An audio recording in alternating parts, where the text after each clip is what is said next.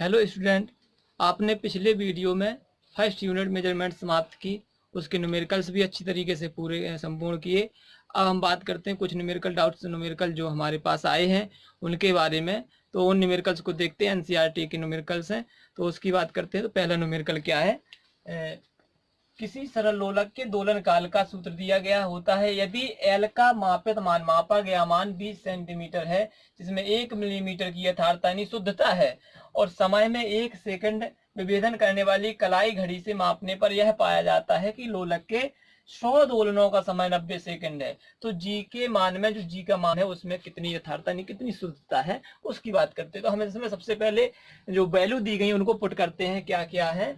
तो देखिए, अब यहाँ पर टी फॉर्मूला बाद में रखेंगे, पहले एल का मान कितना है यहाँ पर लिखेंगे हम। एल का मान कितना है? 20 सेंटीमीटर।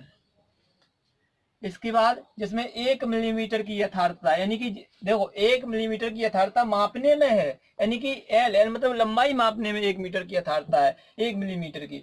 तो अब इसको यानी कि हम देखेंगे कि यह है क्या? अल्पतमांक। क्यों? क्योंकि अधिकतम जो निरपेक्ष त्रुटि का अधिकतम मान होता है वो किसके बराबर होता है? अल्पतमांक के बराबर होता है। तो अल्पतमांक क्या बन जाएगा? इसकी त्रुटि बन जाएगा, अधिकतम त्रुटि। तो डेल्टा एल बराबर कितना हो जाएगा? 1 मिलीमीटर। 1 मिलीमीटर,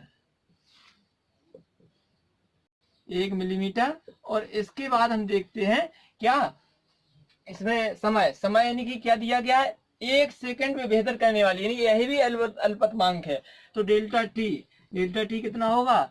1 सेकंड करने वाले के लिए कुल 100 दोलन, यानी कि एन कितना है? 100 दोलन। हमने दोलनों की संख्या को एन मान लिया 90 सेकंड, यानी कुल समय कितना लगा? तो ये स्मॉल टी कितना हो गया? 90 सेकंड हो गया। इतना होने पर हम बात करते हैं सूत्र की। तो हमें जी के लिए निकालना, तो जी के लिए सूत्र क्रिएट करते हैं। तो देखा हमने आवर्तकाल टी बराबर 2 पाई रूट एल अपॉन जी। इसके बाद हम देखते हैं हमें जी चाहिए। दोनों तरफ हम क्या करेंगे? हम इसको सॉल्व करते हैं। तो दोनों तरफ क्या करेंगे? हम स्क्वायर करेंगे। तो टी स्क्वायर बराबर 4 पाई स्क्वायर, और यहाँ क्या हो जाए? एल अपॉन जी। तो हम जी का वैल्यू कैलकुलेट करना है। तो जी बराबर कितना हो जाएगा? 4 pi square L upon T square. हम जानते हैं जब भी हम प्रतिशत त्रुटि के न्यूमेरिकल सॉल्व करते हैं तो 4 पाई नियतांक होता है, जिसे हम छोड़ देते, क्योंकि यह अचर मान, नियत मान होता है, तो सभी के लिए गुणांक में होता है। तो इसीलिए तो जी बराबर हम क्या लिख सकते हैं? L upon T square. अच्छा, इसको हम त्रुटि के रूप में लिखें। त्रुटि के रूप में जब हम लिखेंगे तो क्या लिखेंगे इसको हम? Delta G upon G into 100 equal क्या होगा? एल, यानी delta L upon L into 100 plus, हमने देखा 2 टी की पावर 2, जब टी ऊपर जाएगा तो माइनस की 2 कैरी बनेगी, जब आगे आएगी द्विपद प्रमेय से तो उसके लिए क्या बन जाएगा? प्लस, यानी माइनस त्रुटि में प्लस होता है, इसी कारण यहाँ पर क्या होगा? 2 आगे आ जाएगा और बन जाएगा delta T upon T into 100। यह आपका इक्वेशन फर्स्ट हो गया। हम यहाँ देखते हैं हमारे पास डेल्टा एल है, डेल्टा टी और टी नहीं है, जबकि स्मॉल टी टोटल समय दिया गया है। तो उसके लिए हम क्या करेंगे? हम इसको क्रिएट करेंगे, निकालेंगे। कैसे निकालेंगे? हमने देखा कि आवर्तकाल, टी यहाँ क्या है? आवर्तकाल। तो आवर्तकाल कितना होगा? आवर्तकाल बराबर होगा टी अपॉन एन भी कह सकते हैं हम। क्यों? क्योंकि कुल समय में अगर हम दोलनों की संख्या का भाग दे दें तो एक दोलन बचता, और एक दोलन ही समय क्या बचेगा? एक दोलन में लगा समय ही आवर्तकाल कहलाता है। इसीलिए टी का मान कितना निकलेगा? टी का मान 90 अपॉन 100, 100। और इसी प्रकार से हम डेल्टा टी में क्या बात कर लेते हैं तो कितना हो जाएगा? Delta T upon N. तो डेल्टा टी का मान कितना है? 1, कितना है? 1 अपॉन एन मतलब 100। इस तरह अब हम समीकरण यानी कि इक्वेशन फर्स्ट, इन इक्वेशन ए में क्या करेंगे? वैल्यू रखेंगे। तो हम वैल्यू रखेंगे तो क्या बन जाएगा? Delta G upon G into 100 equal delta L. Delta L कितना है? 1। इसको सेंटीमीटर में बदल सकते हैं हम, कितना हो जाएगा? 0.1 सेंटीमीटर। तो हम यहाँ क्या लिखेंगे? 0.1 सेंटीमीटर अपॉन एल। एल कितना हो जाएगा? 20 सेंटीमीटर। इसके बाद कितना होगा? Into 100 plus 2 into delta T कितना है, डेल्टा टी हमने यहां देखा कितना निकला 1/100 इंटू अपॉन में टी है, तो जब अपॉन में है तो ऊपर जाएगा तो यानी कि क्या बन जाएगा उल्टा, यानी कि 100/90, क्योंकि उसकी अपॉन अपॉन में जाएगा, बटे के बटे जाएगा, चौथा पद बनेगा तो 100 ऊपर चला जाएगा इंटू 100। इसको कैलकुलेट करना है तो देखो पॉइंट से पॉइंट गया, तो यहाँ सेंटीमीटर मात्रक नहीं भी लिखो तब भी कोई प्रॉब्लम नहीं है, मात्रक मत लिखो यहाँ पे, तो यहाँ 100 से 100 चला जाएगा। तो अब यहाँ देखिए 1 कितना बचा 200, 100 2 इंटू 100/90, तो यहाँ देखो 2 जीरो से 2 जीरो गया, 1 जीरो से 1 जीरो गया, तो 1/2 प्लस 2 यानी कि 20/9। इसका एलसीएम लेते हैं कितना आएगा 18 हो जाएगा एलसीएम, तो यहाँ क्या होगा 2 में 18 9 प्लस 20 दूनी 40, यहाँ 40 हो जाएगा। अब हम इसको देखो सॉल्व करते 40 और 49 हो जाएगा, 49/18। तो यहाँ हम जब भाग देंगे 49 में तो आ जाएगा 2.7, 18 दूनी 36 करके, तो यहाँ 2.72 करके आएगा। तो यहाँ पर हम कह सकते हैं 3%। कितना हो जाएगा आंसर 3% इसका आंसर हो जाएगा।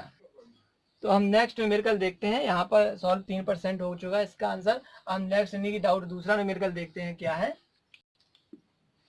तो हम दूसरे न्यूमेरिकल की बात करते हैं। डाउट 2 क्या था, यदि यह भी न्यूमेरिकल यानी एनसीईआरटी का है, क्या है यदि R1 का मान दिया गया इतना है, R2 का मान इतना, ओम के 2 प्रतिरोध तार, यानी कि हमने हाई स्कूल में पढ़ा होगा रेसिस्टेंस प्रतिरोधक तार, उसकी बात कर रहा है। तो को श्रेणी क्रम में, हमने श्रेणी क्रम भी हाई स्कूल में पढ़ा है, समांतर क्रम में संयोजित किया गया है।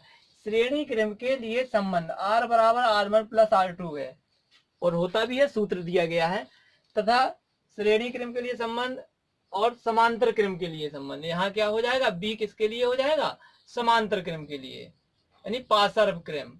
तो समांतर क्रम के लिए संबंध दिया गया तथा इतने इतने का उपयोग करके, इसका और इसका उपयोग करके हमें तुल्य प्रतिरोध ज्ञात करना है। तो हम बात करते हैं पहला पॉइंट श्रेणी क्रम की। तो श्रेणी क्रम के लिए,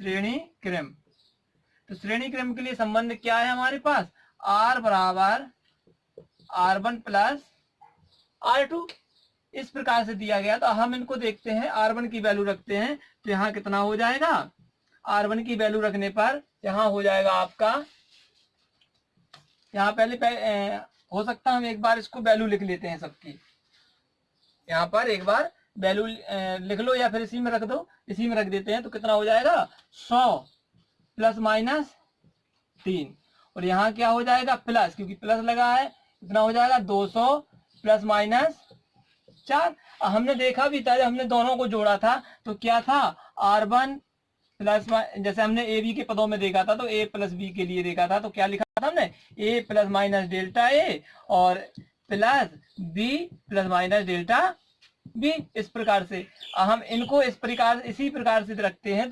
तो इसका रूप हो गया। हम देखते हैं माप एक साथ कर लेते हैं, तो यहाँ क्या हो जाएगा 100 प्लस 200 एक साथ हो गया, प्लस माइनस 3 प्लस 4, तो यहाँ कितना हो गया 300 प्लस माइनस 7। आपका श्रेणी क्रम का आंसर कंप्लीट हो गया। जी आपका श्रेणी क्रम में 300 प्लस माइनस 7 निकला है। अब बात करते हैं समांतर क्रम की। तो समांतर क्रम में 2 फॉर्मूला का उपयोग करना है। तो देखिए समांतर क्रम में, दूसरा पार्श्व क्रम, समांतर क्रम। अच्छा, समांतर क्रम के लिए क्या है हमारे पास, पहला सूत्र क्या है, R अपॉन बराबर 1/R plus 1/R1 plus 1/R2, यह आपका समांतर क्रम का फॉर्मूला है। अब इसको हम कैलकुलेट करने से पहले, वैल्यू रखने से पहले हम एक काम करते हैं, इसको सॉल्व कर लेते हैं। यहाँ कितना हो जाएगा 1/R equal R1 plus R2। तो इसमें क्या हो जाएगा, यहाँ सॉरी एलसीएम लिया ना हमने, तो क्या हो जाएगा R1 इंटू R2, तो यहाँ हो जाएगा R1 या R2 प्लस R2। हम इसको यानी उल्टा कर दें तो हमारे पास R का मान निकल आता है, यानी कि हमारी माप निकल आएगी समांतर क्रम में कितनी माप है। तो माप निकलने के लिए R बराबर कितना हो जाएगा R1 R2 upon R1 plus R2। तो हमने यहाँ फॉर्मूला निकाला, हम इसमें वैल्यू रखते तो हमारी माप निकल, प्रतिरोध तुल्य कितना है। तो हम देखो यहाँ R1 का मान कितना है, इसी से देखते हैं। R1 delta R1, R2 delta R2। तो R1 कितना है 100, इस वैल्यू में रखते हैं। R बराबर कितना हो जाएगा 100 इंटू R2 200 अपॉन R1 कितना है 100 प्लस 200। इसको कैलकुलेट करते एक बार तो कितना हो जाएगा, इस तरीके से कैलकुलेट हुआ और ये कितना हुआ 300 हो गया। तो 2 कैरी से 2 कैरी कट जाएगी, यानी कितना बचेगा 200/3। अगर इसको हम काटेंगे तो 3×18 इतना, यानी कि आर माप निकल आई इसकी, इतने ओम। ठीक है, इतने ओम इसका क्या निकल आया, ये भी ओम में होगा। अब हम करते हैं त्रुटि। त्रुटि कैसे निकलेगी, त्रुटि के लिए फॉर्मूला हमारे पास क्या दिया गया इस तरीके से। तो हम त्रुटि के लिए देखते हैं, delta R upon R square बराबर delta R1 upon R1 square plus delta R2 upon R2 square. हम इसमें वैल्यू रख देते हैं। पहले हम देखते हैं डेल्टा R, हमें क्या निकालना, त्रुटि, यानी कि सिर्फ डेल्टा R। तो डेल्टा R बराबर कितना हो जाएगा, इसको क्रॉस मल्टीप्लाई कर दें तो R स्क्वायर हो जाएगा, और यहाँ कितना हो जाएगा delta R1 upon R1 square plus R square और delta R2 square upon R2 square, इस तरीके से। तो हम इसमें यानी कि देख सकते हैं, और हम इसको कैलकुलेट करते हैं। तो कैलकुलेट करने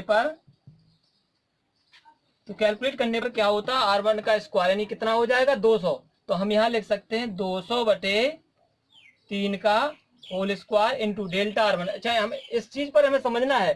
देखो ये क्या है, हम एक बार फिर से नोट कर देते। R1 डेल्टा R1, वैसे हम लिख सकते थे पहले R2 और डेल्टा R2 इस प्रकार से। तो हम वैल्यू आराम से रख सकते हैं। तो R का मान हमने निकाला था, क्या निकला था 200/3। इसके बाद डेल्टा R1 कितना है 3, R1 का स्क्वायर 100 का स्क्वायर प्लस R2, फिर वही आएगा 200/3 का होल स्क्वायर, और यहाँ कितना हो जाए इंटू डेल्टा R2 कितना है 4 बटे कितना हो जाएगा R2 का मान 200 का स्क्वायर। इनको हम खोल लेते हैं एक बार, कितना हो जाएगा 200 इंटू 200 अपॉन 3 त्रिका सीधा 9 कर दिया हमने। यहाँ एक बार एक काम करते गुणा में लिख देते 3 इंटू 3। इसके बाद देखिए यहाँ 3 बटे इसको लिखो 100 गुणित 100, कैलकुलेशन निकला रह गया है। इसके बाद इसमें देखिए 200 गुणित 200/3, 3 इंटू 3, 3 गुणित 3 इंटू 4/200 गुणित 200। तो देखिए 2 बार 200 से 200 जी कट जाएगा, 100 से 2 कैरी इसकी जाएंगी, 100 से 2 कैरी इसकी जाएंगी, 1 3 से 1 3 चला जाएगा। कितना बचेगा यहाँ पर दूरी 4/3 प्लस यहाँ कितना बचा 3 त्रिका 9, 4/9। केवल और केवल अब इसको हमें सॉल्व करना है। तो देखो यहाँ एलसीएम कितना आएगा 9 हो जाएगा। यहाँ 3 त्रिका 9, एलसीएम 9 होने पर 3 तो 4 तिया 12 प्लस 9 यानी कि 4। तो अब इन दोनों को हम क्या करते हैं जोड़ते हैं, तो कितना हो जाएगा 12 और 4 16/9। जब इसका भाग देंगे तो आपका आंसर हो जाएगा 1.8 ओम। अब यह त्रुटि है, इसीलिए किस में हो सकती है प्लस माइनस में हो सकती है। हम टोटल माप लिखते हैं कितना होता है, तो हम क्या करेंगे माप हमारा कितना निकला था, माप यानी कि हम इसको त्रुटि में लिख सकते हैं। समांतर क्रम में कितना होगा 66.7 प्लस माइनस 1.8 ओम। आपका समांतर क्रम का सवाल ये कंप्लीट हुआ। इस तरीके से आपके न्यूमेरिकल्स लगने हैं, और एनसीईआरटी के अदर्स न्यूमेरिकल्स भी सरल हैं, कोई कठिन नहीं है।